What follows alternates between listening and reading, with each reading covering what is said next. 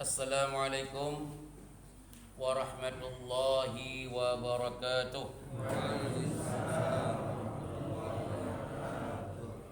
Hari ini halaman 22.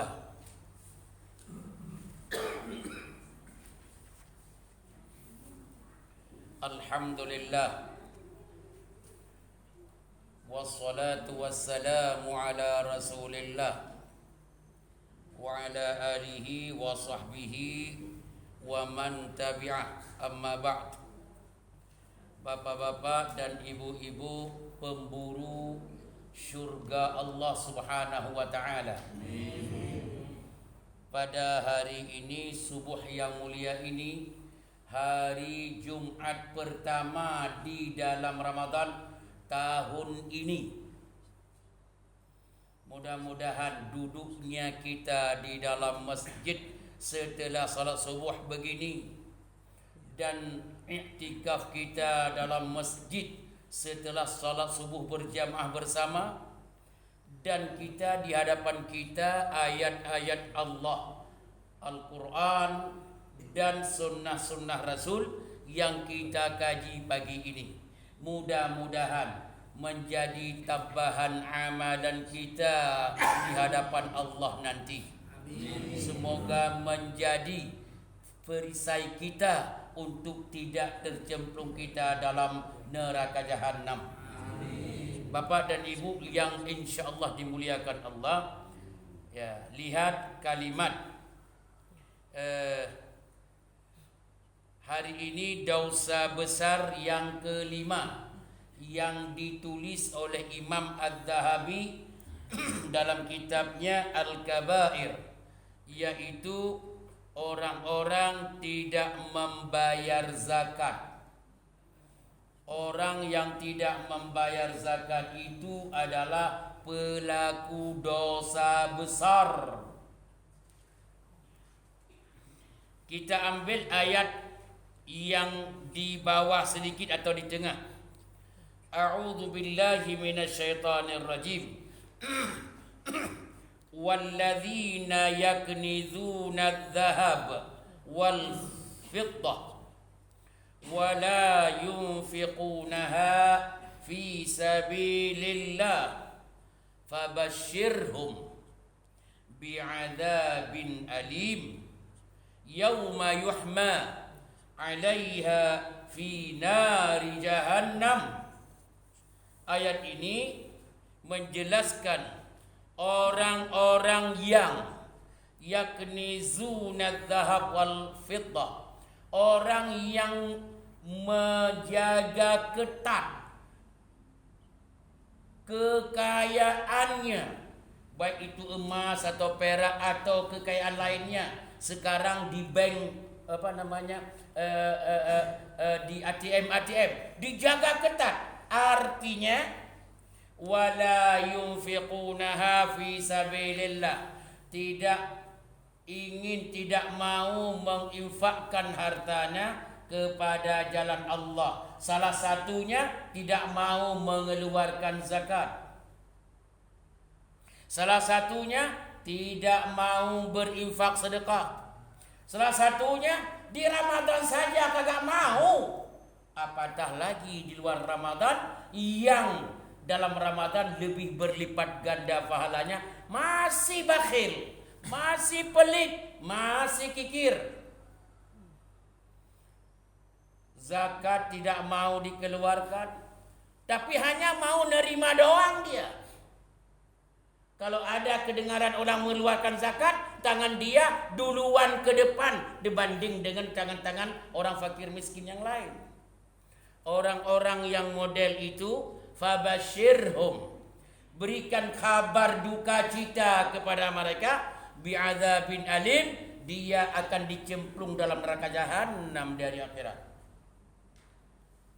Bagaimana caranya? Yauma yuhma 'alaiha fi nari jahannam. Pada hari nanti dia akan dimasukkan neraka jahanam. Di sini kita pahami bahwa tidak mengeluarkan zakat, itu termasuk dosa besar. Pelakunya meskipun dia gonta-ganti mobil, gonta-ganti rumah, cat rumah, gonta-ganti pakaian, ganteng banyak, cantik orangnya, jawabannya kalau dia tidak mau mengeluarkan zakat, itu pelaku dosa besar. Sekarang di dunia penampilannya silakan, tapi di akhirat Anda itu umpan neraka jahanam. Jawab serentak jelas. Semangat jelas. Itu satu. Yang kedua, lihat sebelah kanan, halaman 23. Hadis. Yang hadis ini diriwayatkan dengan redaksi yang berbeda. Dalam Imam Bukhari ada, dalam Sahih Imam Muslim ada. Apa hadisnya? Wa ma min sahibi kanzin la yuaddi zakatahu illa muthila lahu kanzuhu yaumal qiyamah syuja'an aqra'. Oh, ini bukan nakut-nakutin. Memang ini sabda Rasulullah. Orang-orang yang pelit, yang betul-betul pin ATM yang betul-betul dijaga. Waktu bayar zakatnya, pinnya pun gak dibuka.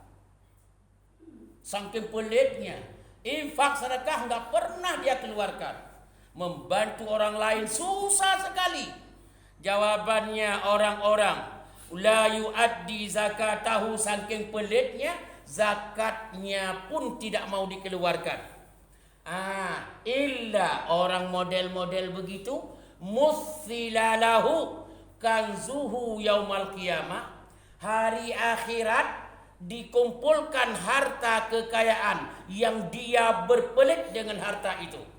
Dikumpulkan oleh Allah harta kekayaannya yang tidak mau dikeluarkan zakatnya itu, dibentuk seekor binatang, yaitu binatang ular kobra yang betul-betul ganas, yang mulutnya itu dibuka, ular kobra yang ganas, dan diikutin terus pemilik harta yang tidak mau mengeluarkan zakatnya itu.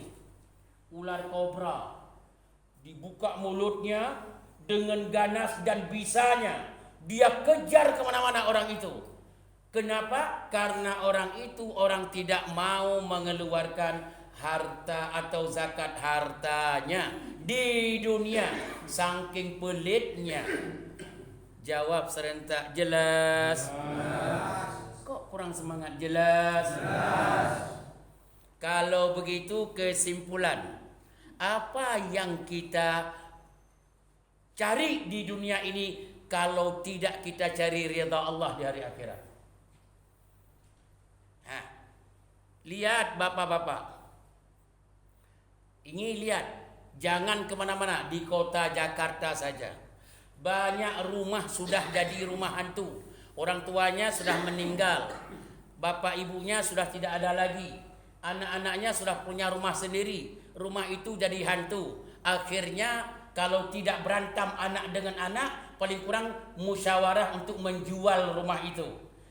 Dan dia tidak butuh rumah, masing-masing sudah punya rumah, punya kerja, Allah sudah buka kekayaan. Harta orang tuanya dulu, dia tinggal rumahnya, ada kekayaannya di banknya, bagi-bagi mereka dengan takkanlah tidak berantem lah.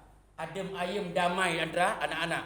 Dijual, dibeli, bagi-bagi. Untuk apa? Untuk tukar merek mobil.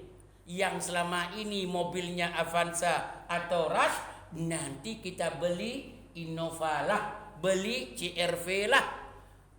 Jadi kalau begitu, ayahnya ibunya itu calon dimakan oleh ular. Bapak ibunya itu di hari akhirat karena enggak mengeluarkan zakat, pelit demi untuk anak.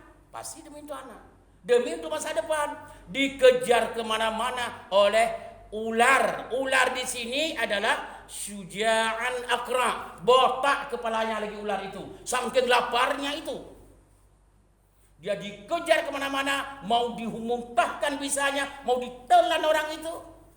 Yang ngejar itu ular. Ular itu adalah harta yang kita tidak mau menggunakan di dunia untuk keluarkan zakat, infak, sedekah. Pertanyaannya, yang kita tinggalkan itu apa?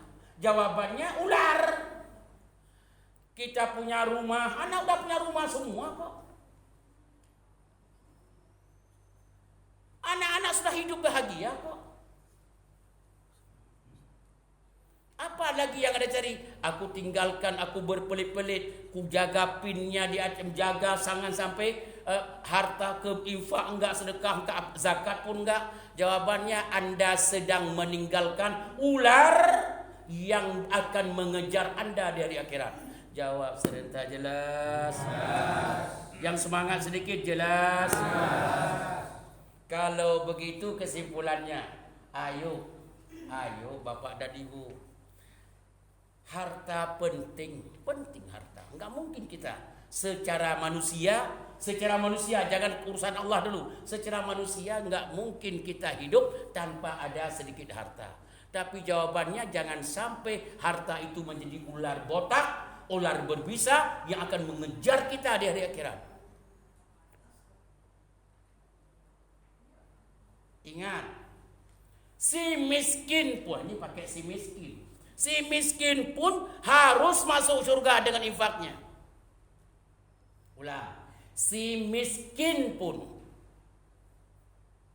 harus masuk surga dengan kemiskinannya, melalui dengan infak sedekahnya. Jangan selalu mengatakan saya kat, jangan selalu.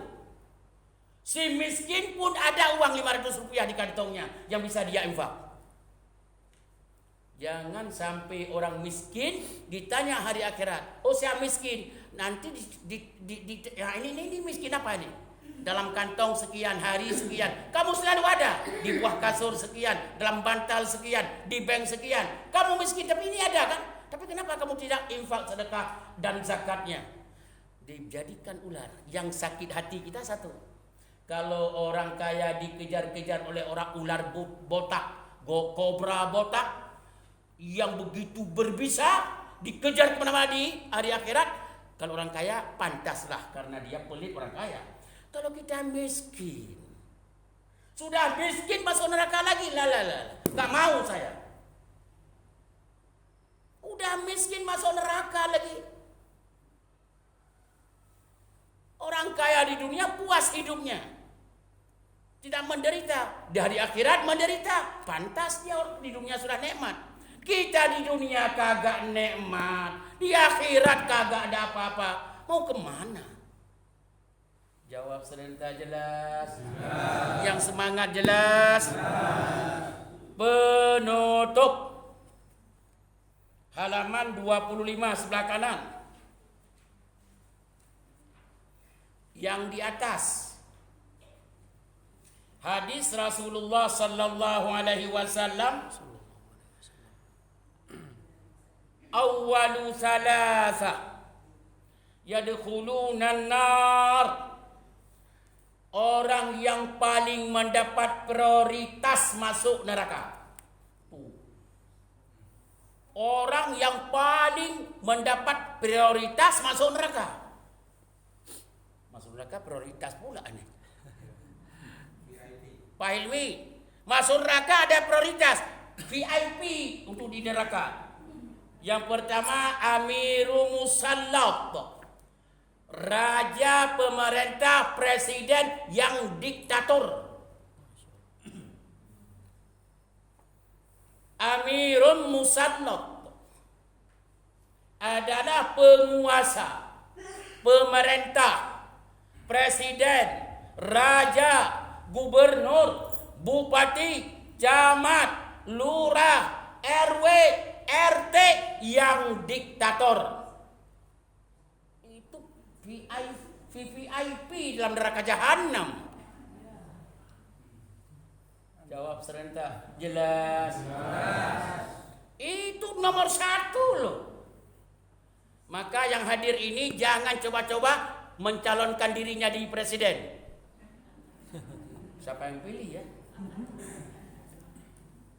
Yang kedua, wadhu sarwatin la yuaddi haqqallah fi malihi. Dia punya kelebihan, punya kekayaan, punya harta di kantong, di rumah, di ATM, tidak mau mengeluarkan zakat, infak, sedekah, itu juga VVIP dalam neraka jahanam. Jawab serentak. Jelas. Yang ketiga, ini yang ketiga. VVIP enggak mau kaget kita kok VVIP juga. Wa faqirun fakhur. Orang-orang miskin, sudah miskin sombong pula. Anda yang miskin sombong lagi, VVIP dalam, kok kurang semangat, VVIP dalam neraka jahanam. Udah miskin sombong pula. Tahu. Aneh ben ajaib ini.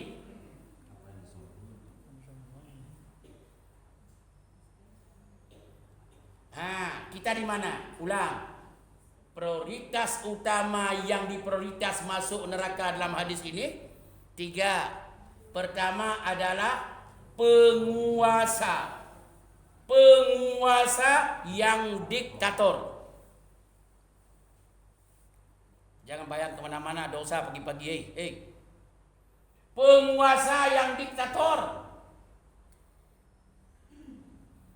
Betul-betul tidak loyal kepada masyarakat, kepada rakyatnya.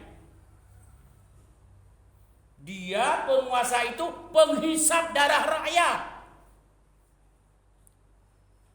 Itu VVIP dalam semangat, VVIP dalam neraka jahanam. Yang kedua, orang punya harta di dunia tidak pernah bersedekah, berinfak, berzakat. Orang itu juga beda-beda tipis 11-12 dengan penguasa diktator tadi. Satu sejajar kursinya dalam neraka. Yang ketiga adalah faqirun fakhurun. Sudah miskin, sombong pula manusia itu. Loh, apa yang disombongi? Enggak kejawab pula sama saya. Makanya itulah contoh sombong, contoh sombong. Mau dicontohkan di Masjid Al-Hidayah? Coba jawab. Mau dicontohkan di masjid kita ini? Enggak. Ada yang bilang enggak. Mau? Tersinggung enggak? Tidak. Di saat masjid kita butuh kepada tenaga, enggak ada yang hadir. Si miskin pun enggak pernah infak, tenaga pun enggak mau diberikan. Kenapa? Ya tangan saya kan kotor nanti mas. Lama. Sudah miskin, sombong pula manusia itu.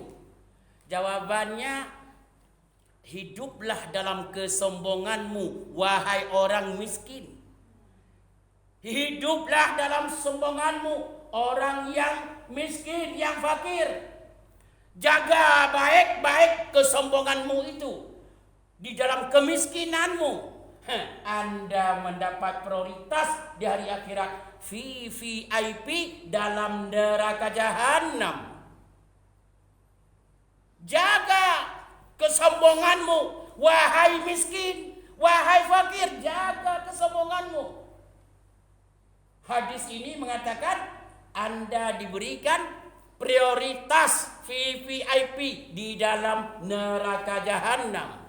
Setingkat dengan penguasa yang zalim, diktator, yang hanya hidupnya menghisap darah rakyat dan masyarakatnya. Jawab serentak, jelas? Semangat, jelas? Subhanakallahumma wa bihamdika asyhadu an la ilaha illa anta astaghfiruka wa atubu ilaik. Ke depan insya-Allah besok pagi atau lusa sesuai dengan waktu yang ada, kita akan melihat bagaimana ganasnya neraka mencari orang yang tidak peduli kepada kedua orang tuanya. Besok kita akan bersambung setelah yang satu ini. Wassalamualaikum warahmatullahi wabarakatuh.